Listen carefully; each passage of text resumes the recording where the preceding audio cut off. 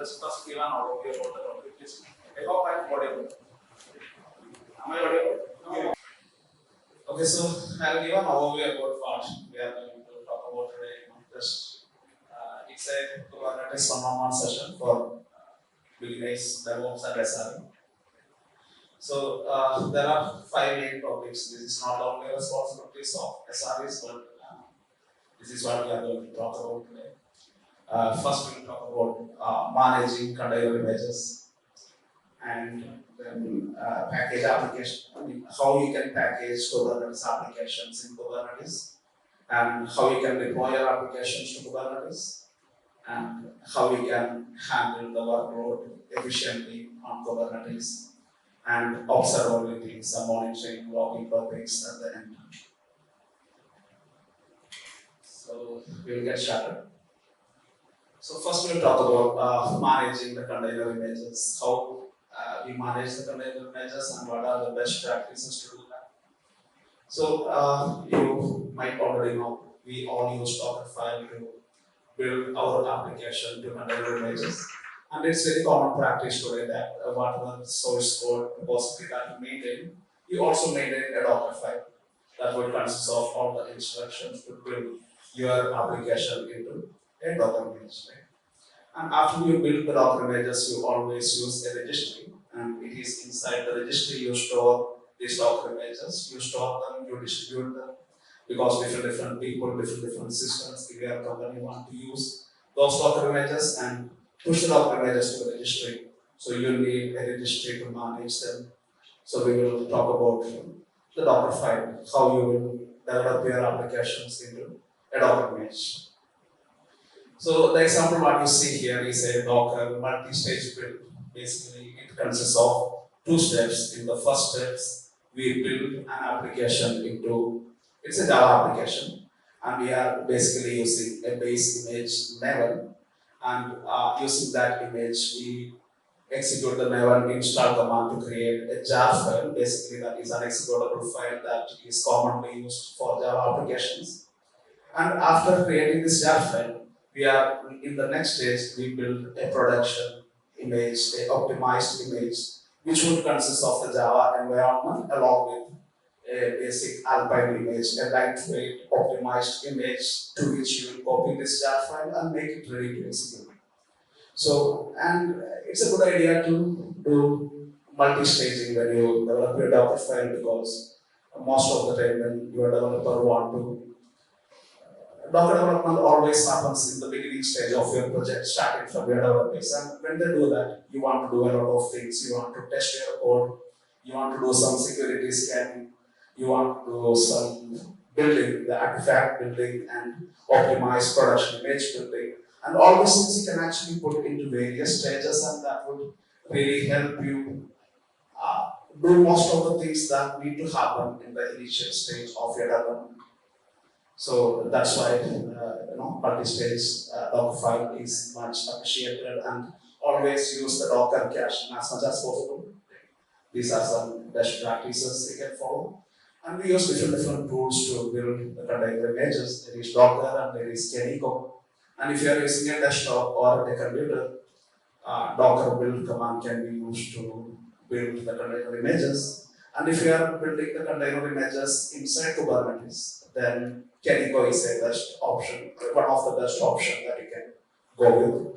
And these tools can use the exact same Docker file whatever you build for your applications. And these tools will build the container images, store them inside a container registry. And then that images are made available to different people and different systems that you have in your company. It could be a Kubernetes cluster, or your CNCG systems, or your colleagues who want to push or pull the images to it. So we will talk a little bit about container registry. And there are different registry solutions available. You can go with the cloud, or you can go with various options. You can set up registries yourself. And whatever registry that is set up, one thing is important: you make sure that it supports proper access control. So when I say access control, different people or different systems in your company want to push container images or pull them to the registry.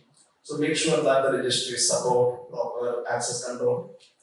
And also it should be easy to integrate with other systems what you are using. You may be using some CI/CD system to build the Docker images, or maybe your colleagues are doing it from their laptops, and it should be easy to integrate the registry with the image building process, or whether it is the deployment process where Kubernetes want to download these container images. So we talk about what are the solutions available for the registry. There are different solutions, as you can see. This is only few of them. You can either get registry as SREs from your favorite cloud provider. It could be docker.io, hub.docker.com, I mean to say. Or it could be the GCR or AWS container registry. There are different registry solutions that your cloud provides you. Either you can go with that, or if you want, you can set up registry solutions yourself. There are different softwares that are available that you can set up and build the registry solutions. And next, that's pretty much I want to talk about the containers and container images. Now we'll talk about the complexities of Kubernetes, how complicated Kubernetes is, and how we will manage that complexity, right? So just take any application that you want to run inside your Kubernetes. So you want to create a lot of objects per applications. It could be deployments, pods, services, ingress, autoscalers, config maps, sequence. There can be a lot of resources per application. And especially you will be managing a lot of applications as well. Especially if you are using microservices, there may be a lot of microservice applications that you need to manage. And all these applications will have to go through these complexities of Kubernetes. So what you should do, or what is strongly suggested to do, is that whatever objects that you need to create in Kubernetes for your applications, you package it to a single file that would consist of everything that you need to create for your applications. It consists of secrets, concept maps, autoscalers, or whatever that you need. And once you package the application, so you will package every application that you have in your company. You have 10 or 15 microservices, all of them you pack them into one single package, and this package will be installed onto the Kubernetes. So installing applications in Kubernetes actually means you are actually installing these packages inside the Kubernetes with various configurations. So the various configurations, as you already know, a company will have different environment. A laptop may have a local Kubernetes cluster like Minikube or K3D, or even the environment, stage environment. You have different environments in your company, and every environment need to get their own specific configurations. What you change is, you change configurations when you change your environment, not your package. Your package will remain the same. That will give a proper environment across all your, the identity across all the environments whatever you manage for your applications. So the same package can be combined with the dev configurations to deploy the dev environment, and it can be combined with the production config to create the production environment. And like I said, if you have many applications that you manage in your company, you will basically manage them all in this way. All applications, you package them and you create different configurations for the different environments. That would simplify things to a very good extent. If you did that, you don't really have to go through all the complexities of Kubernetes. And then these are two popular tools that you can use for packaging your applications or putting things together, right? Putting all the resources together that your application needs. The first one is Helm. Probably for developer it's much easier. And if you are using Helm, on the first column you can see it's a Kubernetes manifest for the pod. Kubernetes YAML file that you define for the pod. But as you can see, the name of the pod and also the name of the container are not defined inside the manifest. It is actually defined inside a different configuration file. And as you can see, the configuration file is pretty simple. It does not need to follow any kind of Kubernetes YAML complexity. And you can put this file inside a Git repository and your developer can directly manage it. They don't need your help to manage such kind of applications. And if you're using customized, that also has a similar workflow. Slightly different when it comes to the architecture, but it's all the same problem, the configuration management on Kubernetes. So if you are using customized, again you don't use any templates, but instead you would use some manifest, the same manifest that Kubernetes need, and then you would customize it by means of some functions, using some customized functions. You would make changes to the base manifest and make them ready to various environment that you want to use. Right. So the next part, we want to deploy our applications to Kubernetes, and another thing what we would want to recommend is that along with your source code, you also include these manifest. Whatever manifest, it could be Helm charts, it could be customized configurations, or Kubectl YAML file, the Kubernetes manifest. You combine them with your Git repository, put those files also in the same repository what you manage for the Git. It is a suggestion, but it's not mandatory. If you want to separate the repository, that is also fine. But it's a good idea to combine them together because nowadays even developer want to install Kubernetes clusters on their laptop. So it's a good practice that you keep everything your project need in a single repository. And when you want to do a release, once you decided that you want to do a release, your application is ready to do the release, you tag them in Git and then again your images are ready for release, and you can tag your images individually as needed, and you can tag your Docker images, you can tag your Kubernetes manifest also using Helm charts. Different options are available to do that. And once it is done, once your software is ready to be installed on Kubernetes, the next thing, it would be either you as an engineer or most probably it would be the CNCG system that you have in your company which will do these installations to Kubernetes. And when you do that, there are two ways that you can follow. You can either use the CLI tools or you can use the GitOps tools. And when using CLI, different CLI solutions, as you might already be aware, there is Kubernetes Helm or customized commands that you can run from the computer, and then that would take care of the installations to Kubernetes cluster. Or you can use GitOps. GitOps is the best practice to do the deployments today, where you would make the modification to the Kubernetes manifest and store them in a Git repository. And then some tools that you have already set up in the company will pick up those configurations and deploy your Kubernetes cluster. So you will always work on Git. You want to do a release, you change your image tag in Git, and you will make the changes, and that's how it will be. Right? So this is the GitOps way of deployment. And next we'll talk about handling workloads, and I'm handing over the mic to Akhil, who will be explaining that.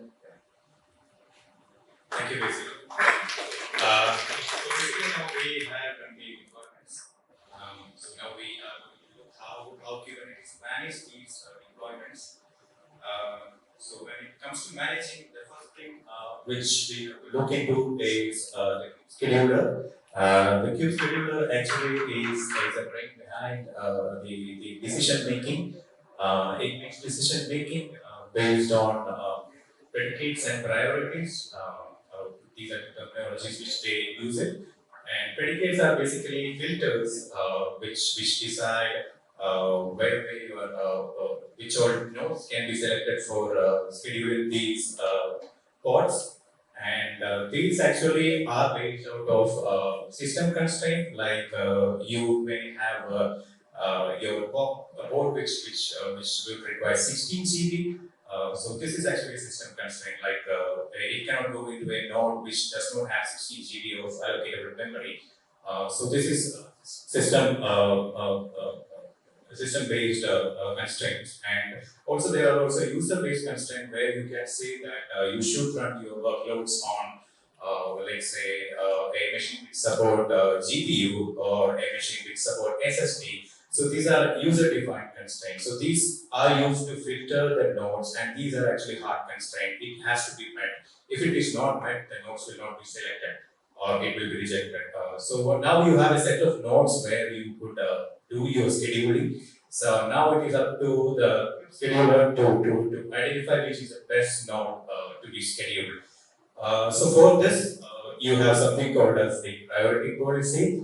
Priority policies are like soft constraints. They need not be satisfied always. Like you say that it would be nice if I could spread my workload across different VMs, which runs over different songs in a cloud. Then this is actually a priority. I'm sorry. This is actually a it's a priority policy, which actually is a soft constraint. So if I'm not able to spread that, it is just fine. I can still go with the nodes which is available for me.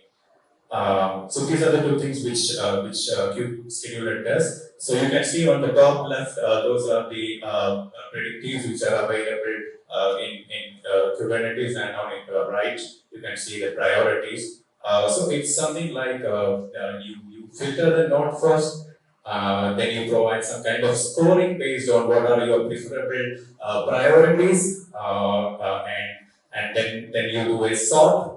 And then you take the node which has the maximum score, right? So that is how the node is selected. And there can be cases when the scores can be same, right? So in that case, a round robin option will be selected where just randomly placed onto different nodes. So when talking about Kubernetes, actually Kubernetes provides a lot of flexibility, and even your cloud providers provide a lot of flexibility. If you are not using those flexibility, I think you are not doing much with your Kubernetes. So one option by which you could make use of these flexibility is by scaling your application, your cluster, etc. So that is where the scaling workloads comes into picture. So you have, from an infra perspective, you have cluster autoscaler, and from an application point of view, you have your application autoscaler. Project, usually all of you might have experienced this. You always start with manual autoscaling. How it works is like when you start a project, you might have only a few bunch of applications to manage initially, and it's quite easy to have some 3 or 4 nodes to schedule them. But as the project grows and more applications get migrated, or more and more applications coming into your project, then it becomes a problem for you. You see ports which are not getting scheduled for a long period of time, and you have to intervene and manually scale up, go to your cloud portal. You have to scale up your node tools which are associated and things like that, and then things starts getting problematic. That is when you can look into the cloud autoscaler. So cloud autoscaler actually provides you the flexibility. So whenever there is actually a pod which comes into a waiting state, Kubernetes and cloud provider acts together, and the cloud provider provides you provisions a new VM for which into which this particular port can be scheduled onto. So so but one thing to notice in here is that since there is a new VM that is getting provisioned, there might be a delay. So you should be aware about this particular delay, and your application should also be okay with this. Some cases what people also follow is that they have some kind of pause pods which actually has which use the same resources as that of your node, but which should be having a less priority. So whenever your applications are running, additional node is also spin up, and these pause pods are scheduled into there. And whenever your application requests new ports, you should ensure that these ports have more priority. And when these ports comes up, it kicks out, the skew schedule kicks out the port which has less priority and it will be scheduled. By this, you could avoid some delays, but you need to be aware that yes, you can expect certain delays due to this provisioning. So the next thing which we could also do, we saw that how we could do these tasks from a point of view, and now let's see how we could do from an application point of view. So think about a situation where your application resources are not quite sufficiently provided. There are two ways by which you could handle this. One is by increasing the number of replicas or the number of port counts. This is one method. You see there is an increase in requests coming in. You can increase the number of replicas and save that. And once the request has stabilized, you can just remove the extra ports and then come back to your normal replica. So this is what a horizontal autoscaler does. And there is another option. What you can do is that if you have a single port, if you have a port which has certain requests, and you see that your resource A utilization is quite high over a period of time, then what Kubernetes also can do for you is that you could monitor this using metric servers and come up with a best possible targeted resource for you, and Kubernetes can assign these resources into a new port and remove the old port which the low resource. So this is called as vertical port autoscaler. So one thing to be noted here is that in vertical port scaler to work, you should have preferably more than one replicas, because as I said, it actually creates a new replica with this recommendation and removes the old replica. So if you look at the workloads, your main aim is to tackle the spikes in your resource, then it is always good to use XA for that. You cannot use vertical autoscaler because, as I said, spikes are not being handled by vertical autoscaler. So what a vertical autoscaler does is that it looks for a period of time, and only based on that it decides on the autoscaling decisions. So there are also other extensions available for these horizontal autoscaling. The one which I love is KEDA. KEDA is actually an event-driven application. It provides you with different scalars. What you could do with these scalars is that, say if you have a Prometheus, you can actually write a query, and based on this query you can scale, right? This is possible using KEDA. Another thing which could also be is that you could monitor a queue, and based on the queue you could scale the replicas. And maybe also another option is that you have Postgres scalars where you could run the database queries, and based on this query you can actually scale up your application. So those are good features. Please check that out. So you know that Kubernetes is a distributed system. So things does not happen in one particular area. It actually is distributed across different ports and different services, and which brings some complexity into Kubernetes as well. So it is quite important for us to know what is happening within the system, what actually which service actually is processing the request, where is the data flow happening, how is the data flow, and things like that. The reason is that things can go wrong anywhere in these pipelines. So it is our requirement as a SRE or DevOps engineer that we know what happens, where it happens, and why it happens. So these are the three questions as a SRE or DevOps engineer we have to address. So we have three pillars of observability which Kubernetes offer. The first one is the logging, the tracing, and the monitoring. Let's look at the logging. What is the logging? So let's look into logging with one of the tools which is popularly used in Kubernetes, which is the EFK stack. So if you look into the EFK stack, you have different Kubernetes nodes, and you have something called as Fluentd, which I'll be coming to in a moment, and you have Elasticsearch and Kibana. So that is why the name EFK, Elasticsearch, Fluentd, and Kibana. So what actually is Fluentd doing? Maybe before that, why would we want a centralized logging like this in a Kubernetes environment? You know that Kubernetes is quite dynamic and pods comes and goes at quite regular intervals, and if the pods are deleted, the logs are also lost. So it is important to know that what actually happened at that point of time, even if the pod is not available. So this is one reason why you need this centralized logging. And second, maybe that as it is a distributed environment, it's quite difficult for you to look into different application logs using kubectl, right?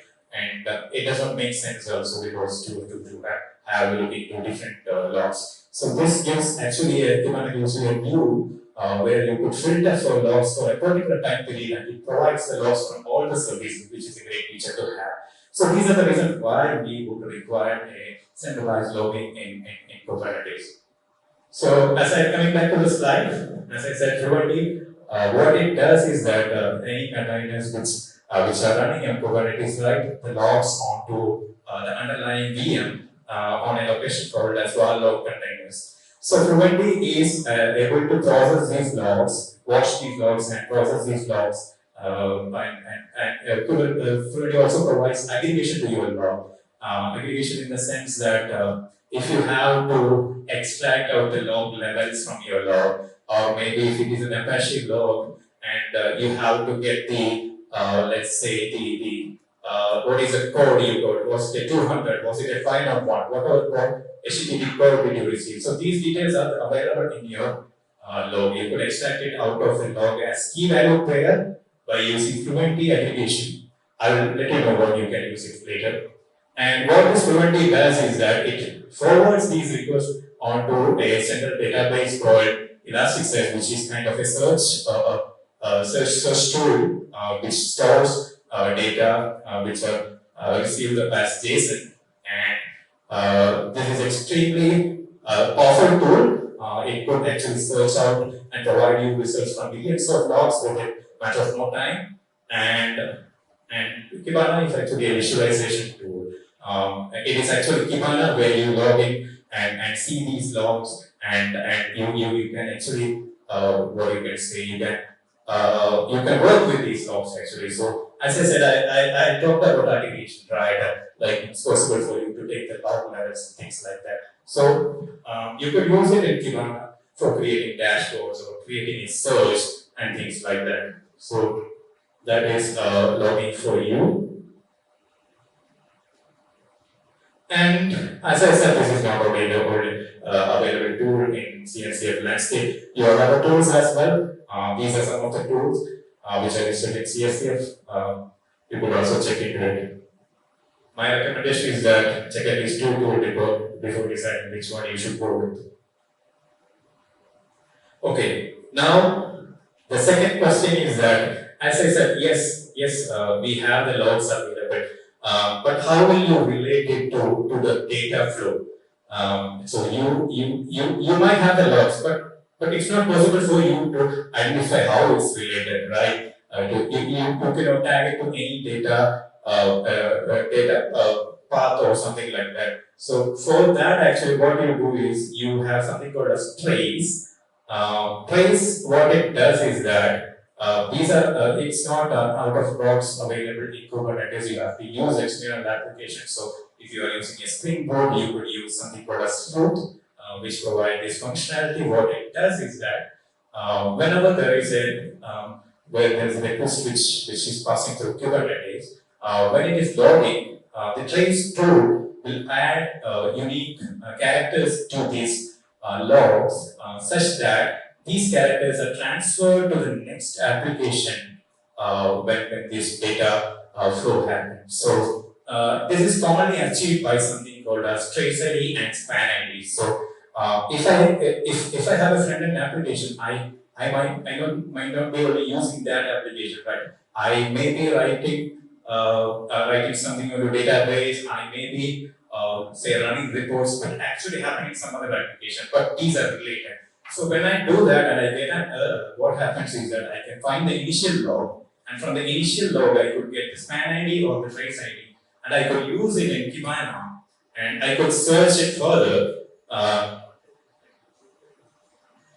So I could trace it further, and how I can do it, I can just paste the trace ID onto my Kibana, then it will provide me with details of all the associated logs for these traces, right? Which is great. I need not have to spend much time or things like that. So that is also something very important. I don't think it is up to the SRE or DevOps engineer, but as an SRE and DevOps engineer, you could recommend it for your application team. So as I said, these are some tools which are available. I think some of you might have heard about OpenTelemetry and Jagger, and maybe if you are using Spring Boot, you might have been aware of Sleuth.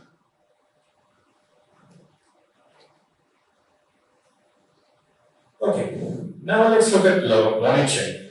Now we know that we know what the problem is, right? Maybe it is also required to identify why it happened, right? It could be that the CPU resource was high during that time, or it was that number of requests might have been high during that time, and things like that. So let's look into the logging, also in a similar way, by one of the tools which we have, which is the Prometheus. So in the Prometheus architecture, the central brain is your Prometheus server. So if you look into the Prometheus server, you can see that there are three components in Prometheus server. The main component is the time series database, which saves the metrics. So metric is nothing but it is kind of a representation of what happened in the data format at that particular point of time. Like what you have in your load average, right? It shows you the data for 5 minutes, 10 minutes, and 15 minutes. And similar to that, metric is similar to that, and it gives you a data of what happened at that particular point of time. And Prometheus save it as a time series database, and into the time series database, and you have a hard disk or SSD data where it is saved onto. Then you have your HTTP server, which allows you to query these matrices which are available, and then you have the retriever, which actually does the job for you. It goes and collect the metrics for you. So one thing to be noted with legacy monitoring tools is that legacy monitoring tools uses a push method. Like you have a agent which is running on your nodes, which collects the node details, application details, and then push it to the monitoring system. So this actually can cause issues onto your network and cause issues onto your monitoring, because monitoring does not have control on what's coming to it, right? So it's possible that it gets distorted, or you might get regular issues. So unlike those legacy systems, Prometheus actually pulls the metrics. So it decides what to get and when to get it. So by this you have certain advantages over the legacy systems. So let's look at other components as well. So as I said, it always pulls data, but sometimes it might not work out. So say you have a short-lived jobs, right? It just runs a batch job and then the code gets deleted. So it might not be possible for Prometheus to scrape it quite quickly, right? In that scenarios, you use push method to some extent, but you use something called as push gateway, where the short-lived codes or batch jobs pushes the data onto push gateway, and then which will later get stored onto Prometheus. And you also have different job exporters available. So example, like if you have some OEM tools like Zookeeper, Kafka, where if the metrics are not readily available, what you could do is you could use a Kafka exporter or Zookeeper exporter, which actually looks into the JN export and fetches the detail and provide it to Prometheus. So those are exporters. Now on Kubernetes, you have something called a service discovery, where you provide the annotations to the services. What these annotations will provide Prometheus with is that it will provide whether it has to scrape this particular service or not, If it has to every sport, it should look into. So these like that are provided by the service discovery. And now we have this monitoring, and it will also be interesting to look into spikes and issues. So for that, you have something called as alert manager, where you could provide different queries. Like for example, let's say if my container restart of a code is greater than 0, I need to alert, right? So that is being handled by alert manager. So if you want to look into these alerts, you have two options like Prometheus provides Prometheus URI, which queries which you could use. You could use from QL to query onto Prometheus server, and if you are interested in what you can say visualization and to have good dashboards and things like that, you could look into Grafana, which actually is a very good tool. And Prometheus, as I said, can be integrated into other tools as well. Kira is one of them.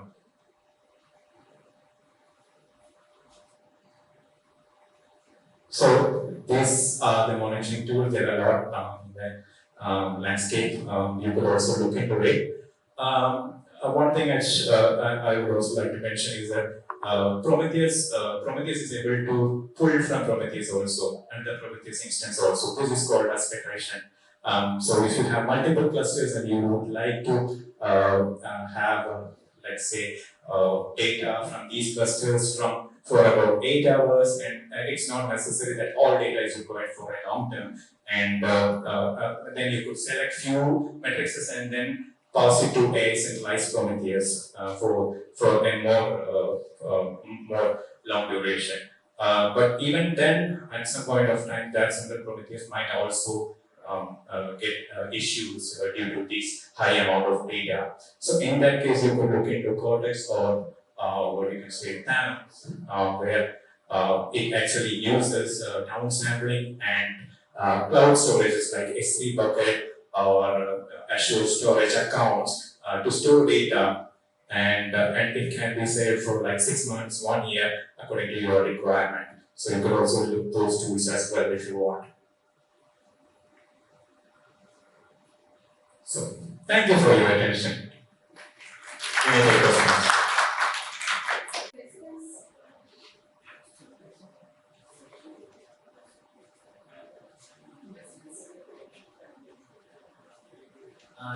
Any questions?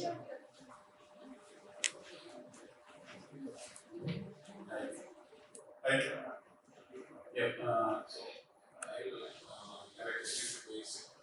Like earlier we discussed about the deployment strategies in the first couple of series, right? So as you know, we have kind of a grouping in the gallery, etc. But in Kubernetes side, the deployment is happening if you have the managed service like EK or EKS. So the replica is actually pulling you the new once that deployment configuration is ready. Otherwise, it will be keeping the old replica. So, is there any kind of a strategy like grouping deployment or can deploy the Kubernetes deployment strategies? Yeah, there are various deployment strategies in Kubernetes today. I think we didn't cover that a lot, but yeah. There are various methods. One is blue-green canary deployments, and by default in Kubernetes it is rolling update. I hope everyone is aware of. And there are ways to do. I mean, you can strategize your deployment, and there are different tools that are available where you can define your deployment strategy also as a code. For example, for blue-green deployment, it's a different strategy altogether. If it is canary, there are tools available such as Flagger or there are Argo rollouts. There are tools where you can actually define your strategy inside a YAML file, just like a normal other Kubernetes manifest, and then you can again implement the GitOps practices or whatever way that you want to do. So what that means is a fixed number of, when you do a deployment, you would be deploying only to some 10% of your user or 1% of your user, not deploy everyone. So there are ways available, and that can also be written as a Kubernetes manifest. And you need to use different tools such as Flagger or Argo rollouts that allows you to define the strategy in the file. They are very popular tools, and that's how the recommended way of doing the incremental delivery in Kubernetes using some tools such as Flagger or Algorithms. That is one way. I mean, your Kubernetes also need to be aware about what you wish to have, right? So it's always good that if you have a rolling update, you have multiple replicas, so that your service and service is not affected. And maybe that let's say you could also have something called as the pod disruption budget, which lets you know say that what you can say minimum available or maximum unavailable pods, so that Kubernetes is aware about how it should maintain the workload and how many pods it can delete when there is a planned interruption or actually interruption. So it's actually a combination of what Basil said and how you want it and how you can achieve it using Kubernetes.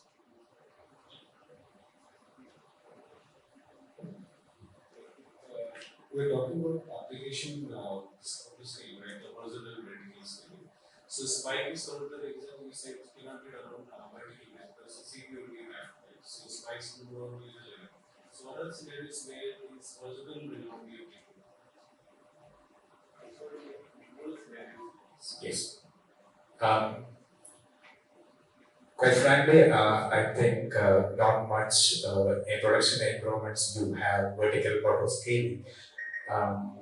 I can point out one way which you could use vertical auto scaling along with horizontal auto scaling, let's say.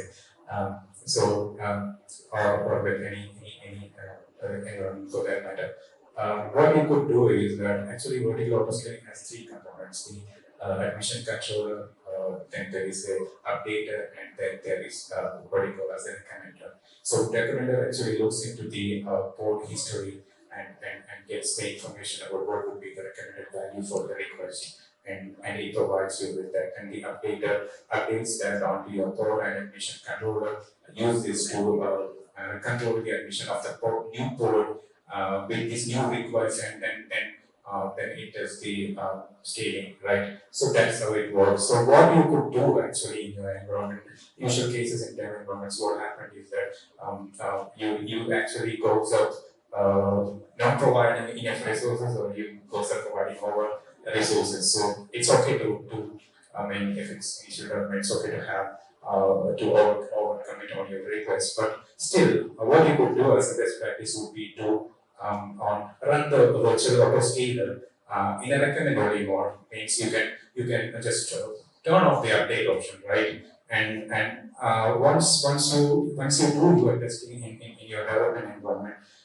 this recommender looks for the codes, and it can provide you with the correct recommendation for your request. So this is one way you could use a particular autoscaler. And I'm not quite aware about how they're running in production because I have experience in that.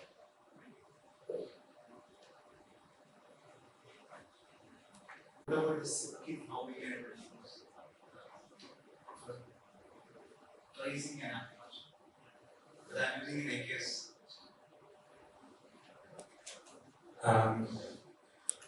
To be frank, I'm not experienced with Silkin, but I have in my environment Smooth, which is similar, kind of similar, providing similar things.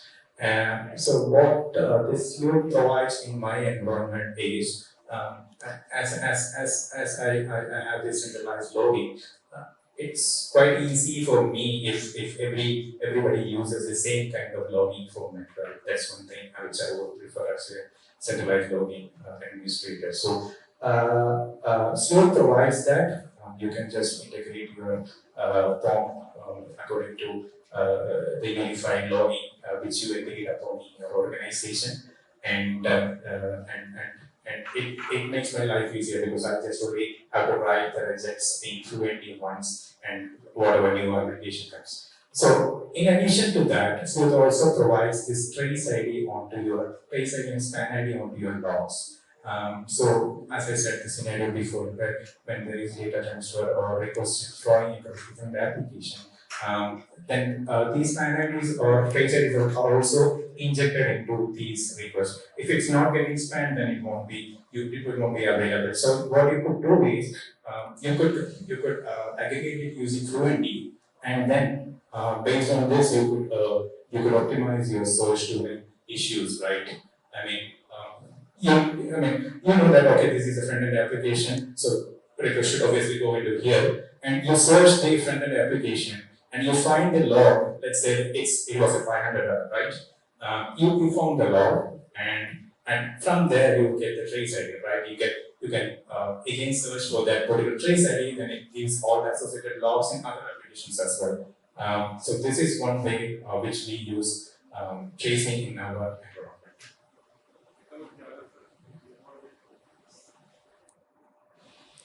The developer also should be aware about including this, or this can be achieved by Actually, I think it should be a collaborative effort between application and SRE or DevOps. First, you need to enable or support it within your application, so there is some code change required for that. And your centralized logging or any tool which uses this should be aware about this and should what you can say should get this configured within their application. So I think it's a collaborative effort for both.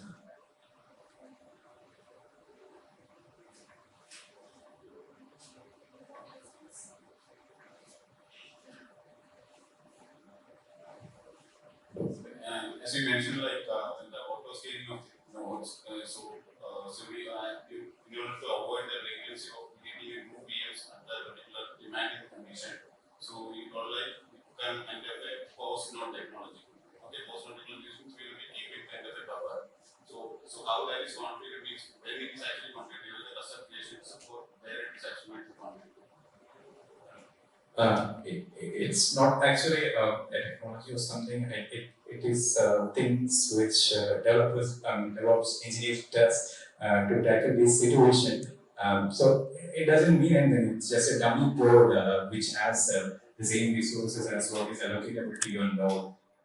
So if you have three nodes and let's say you have auto-scaling and there is a possibility that new nodes will come up and you cannot have this particular latency for new node provisioning, then what people does is that they add this extra dummy code, which has less priority.